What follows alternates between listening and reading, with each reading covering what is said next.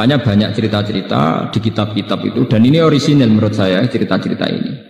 Turune wong alim iku luweh ibadah timbang ibadahe wong bodho. Maksudnya bukan masalah turu be ibadah kok apik turu mboten. Ada pola ibadah yang salah, nggih, ada pola ibadah yang salah. Misalnya begini ya, contoh yang paling nyata. Wong bodho niku kadang ora roh dur, pepe seneng salat, ame ning masjid salat. Tapi sekali mlebu omah, "Dek, sarapanku wis mateng. Endi gedang gorengku, Mang?" Niku kula ngaji teng Yogya tak bulan baleni. Sehingga kenangannya anak istri itu bapak nak teko iku mangan. Cah cilik roe kenangane sampean, pokoke anggere bapak teko iku mangan, bariku glegeken, bariku rokok. Padahal wong soleh tenan, nek nang masjid ya qobliyah, dia apa ae dilakoni. Tapi ketika di rumah khas sebagai manusia sing koyok kewan golekane pakanan nah iku kental. Ngamuk perkara rokoke ilang, mbok ngamuk perkara rung disediani mangan, mbok ngamuk perkara gedang gorenge dikekno anake. Padahal jatahe dekne. Ini melahirkan memori yang buruk, memori yang napa? Buruk. Sehingga ibadah sing modelnya teniki, qobliyah ba'diyah ning masjid ora pati ditampa pangeran. Mergo ibadahe wong bodho. Niku sampai Nabi nate duka. Ada seorang sahabat soleh meneng masjid sholat. Nabi cara mengingatkan sambil duka. La taj'alu buyutakum kuburon. Omahmu iku mbok dadekno kuburan. Coba kalau begini, makanya sholat yang sunat di masjid itu sebetulnya hanya tahiyat masjid dan fardu. Nggih, kabeh ulama ijma' sholat yang sunat di masjid itu hanya tahiyat masjid dan apa? Fardu, ma'al jamaah. Kalau lainnya itu sebaiknya di rumah. Bahkan sholat sunat di rumah itu lebih afdal beberapa kali dibanding sholat sunat di masjid. Ini riwayat sahihah dan disepakati semua ulama. Logikanya sederhana. Kulo nu ngrasakno tenan. Anak-anak kulo mulai cilik senenge Quran karena dia tahunya kalau habis maghrib bapak pasti baca Quran, ibu baca Quran. Ya sudah, kenangannya hanya itu. Kenangannya kalau saya habis pergi misalnya mesti wudu. Ya tidak tahu alasannya, pokoknya tahu itu. Saya itu belum pernah datang terus tanya makanan. Angger teko nggih wudu, terus santai. Bar 5 menit lagi takok nak lesu nggih golek mangan. Jangan sampai memori anak kita, istri kita nyambut kita pertama pikirannya napa? Pakanan. Sehingga kadang anak wong saleh iku watake kepaduan. Mergo roh bapake angger teko ya pakanan. Engko ngamuk ya perkara pakanane ilang. Bagaimana Anda bisa mendidik anak dengan suasana pakanan? Cara Quran yakuluna kama takulul an'am. Itu tidak bisa begitu. Lah omah sing koyok ngono iku Nabi istilahno ekstrim, iku jenenge omah kuburan. Istilah Nabi la taj'alu buyutakum kuburan. Kowe padha karo ndadekno kuburan ning omah. Lho Nabi niku kula nu masih urip modern, artinya modern misalnya jagane sesuk kula nggih gadah sakniki, itu sudah modern. Tapi kula tetap tawakal, artinya ngeten. Kan beda ya. Nggih niki rungokno tenan. Misalnya saya tanya istri saya, "Dek sesuk masak apa?" Artinya memori makanan itu dimulai tanya jam 8 malam. "Dek sesuk sarapan opo?" Malam itu sudah ada memori. Akhirnya bojoku mikir, "Sesuk masak opo ya? Sop apa pecel apa sambel?" Berarti bengi iku serapati eling pangeran. Mergo mikir nentokno senenge bojone. Wesuk tangi turu memulai piye carane gawe pecel. Itu kriminal. Nah, ulama ngoten napa? Kriminal. Coba bandingkan misalnya begini. Saya sebagai manusia kadang kepengen sesuk pengen mangan pecel, tapi tak empet. Wes pokoke bengi iku wiridan utawa sinau. Pas mulai jam belanja saya baru bilang, "Dek, apike masak pecel." Itu ada waktu 12 jam di mana saya punya ruang yang bebas mikir agama, mikir ilmu. Bojoku ya di ruang bebas tahajud, mikir ibadah. Karena enggak perlu dicekoki sesuk masak apa.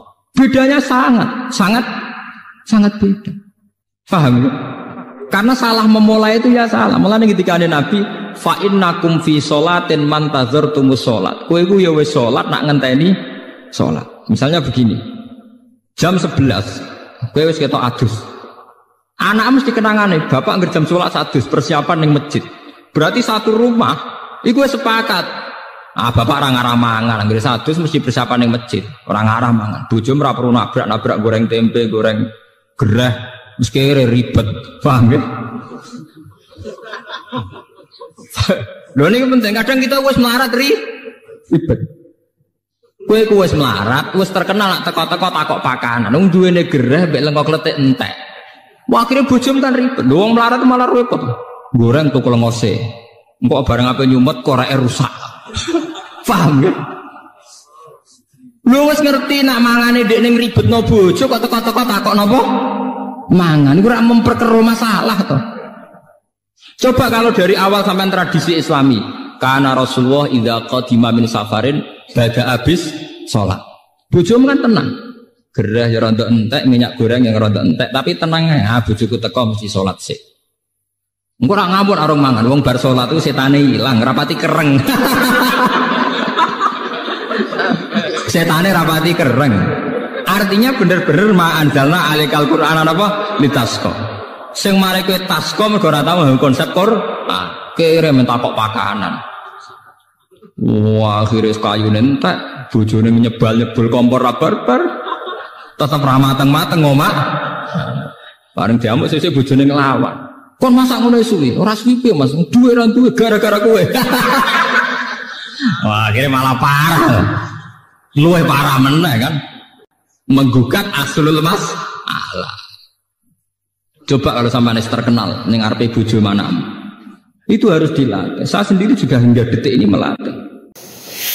Mensikapi tentang tadi tausiah mengenai bahwa ketika kita berada di masjid kita melakukan ibadah secara kusuk dan komplit sampai ibadah qobliyah ba'diyah dan lain-lain. Begitu kita pulang, kita beda perlakuan kita ke keluarga kita, ke rumah kita, terutama ke misalkan kita punya istri, ke istri kita, ya.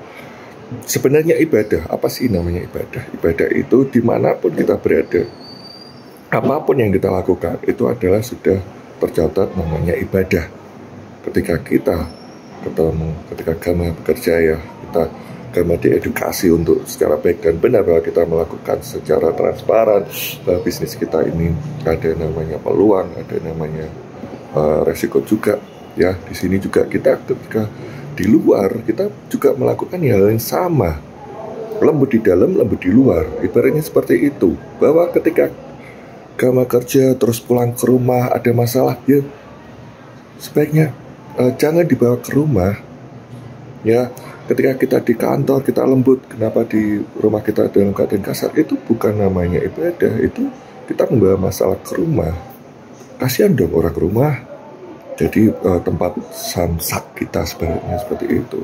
Lebih baik kita samain orang rumah, kita samain dengan kantor yang ada kita di mana kalau di kantor kita ramah, kita lembut, ya kita bawa ke rumah, kita lembut juga. Kenapa? Karena itu sebagian juga dari ibadah dan itu bisa menghambat namanya rezeki.